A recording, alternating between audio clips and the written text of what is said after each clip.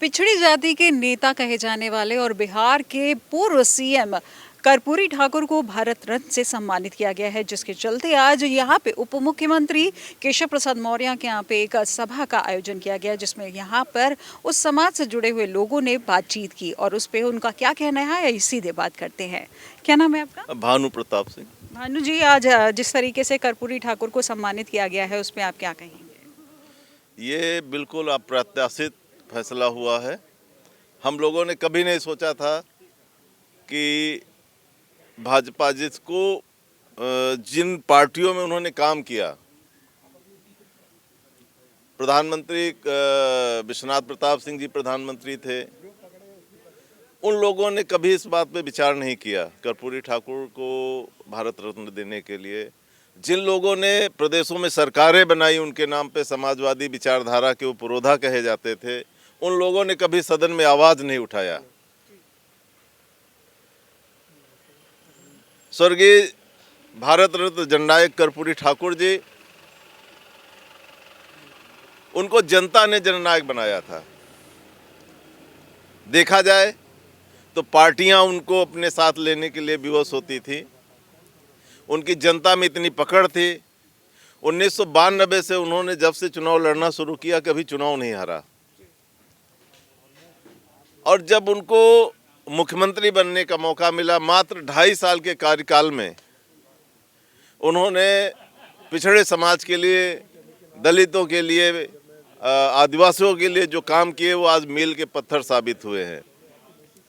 वर्तमान की भाजपा सरकार, उन्होंने जो किया था, भाजपा सरकार ने भी वही नारा दिया, उसी काम को आगे बढ़ाया। सबका विकास, क्या नारा है? सबका साथ सबका विकास। उसी के तहत माननीय यशस्वी प्रधानमंत्री जी ने कर्पूरी ठाकुर जी को भारत रत्न दे करके उस अति पिछड़े समाज को, जिसको कर्पूरी साहब ने बंटवारे के साथ आरक्षण दिया था 27% में, यही पिछड़े समाज को ही नहीं, उन्होंने महिलाओं को आरक्षण दिया था पहली बार देश में।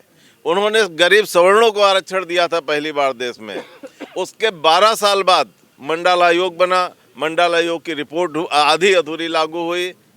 उत्तर प्रदेश सहित कई प्रदेशों का ये दुर्भाग्य है, कहीं कहीं 10%, कहीं 15% ही मंडल आयोग की रिपोर्ट लागू हो पाई। हम आपके चैनल के माध्यम से माननीय प्रधानमंत्री जी से कहना चाहेंगे कि जिस तरह से उन्होंने हम लोगों को पुरस्कृत किया है, चमत्कृत किया है, जननायक कर्पूरी ठाकुर साहब को भारत रत्न दे करके, इसी तरह से रोहिणी आयोग की रिपोर्ट लागू करें और उत्तर प्रदेश में लंबित जस्टिस राजेंद्र प्रसाद जी की रिपोर्ट को भी लागू करें। हम लोग पूरी तरह से उनके साथ लगेंगे। तीसरी बार 2024 में माननीय प्रधानमंत्री जी को पुनः प्रधानमंत्री बनाने के लिए लामबंद होंगे। मैं कैलाश नाथ निषाद, राष्ट्रीय महामंत्री अखिल भारतीय पिछड़ा वर्ग महासभा महासंघ एवं राष्ट्रीय उपाध्यक्ष राष्ट्रीय निषाद संघ प्रदेश अध्यक्ष।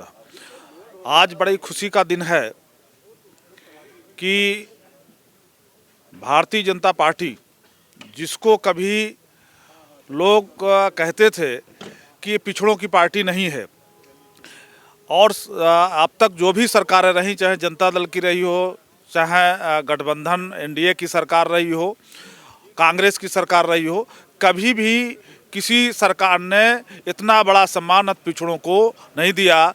आज हमारे नरेंद्र मोदी जी ने साबित कर दिया कि हम जो कहते हैं वही करते हैं। सबका साथ सबका विश्वास को लेकर कर चलने वाले, बिहार के जननायक रूप में जाने जाने वाले, पिछड़ों, दलितों, शोषित पीड़ित समाज के से वंचित समाज से आने वाले कर्पूरी ठाकुर जी को जो आज भारत रत्न माननीय प्रधानमंत्री जी ने दिया है वो हम सब लोगों पिछड़ों के बड़ा गर्व का विषय है और हम उनको माननीय प्रधानमंत्री जी को आभार प्रकट करते हैं, धन्यवाद देते हैं कि हम सब लोगों की पिछड़ों की मांग जो सामाजिक संगठन के नाते मैं लंबे समय से हमारा संगठन हम लोग मांग करते रहते कि कर्पूरी ठाकुर जी को जो जननायक हैं, समाजवादी चिंतक हैं, उनको भारत रत्न दिया जाना चाहिए।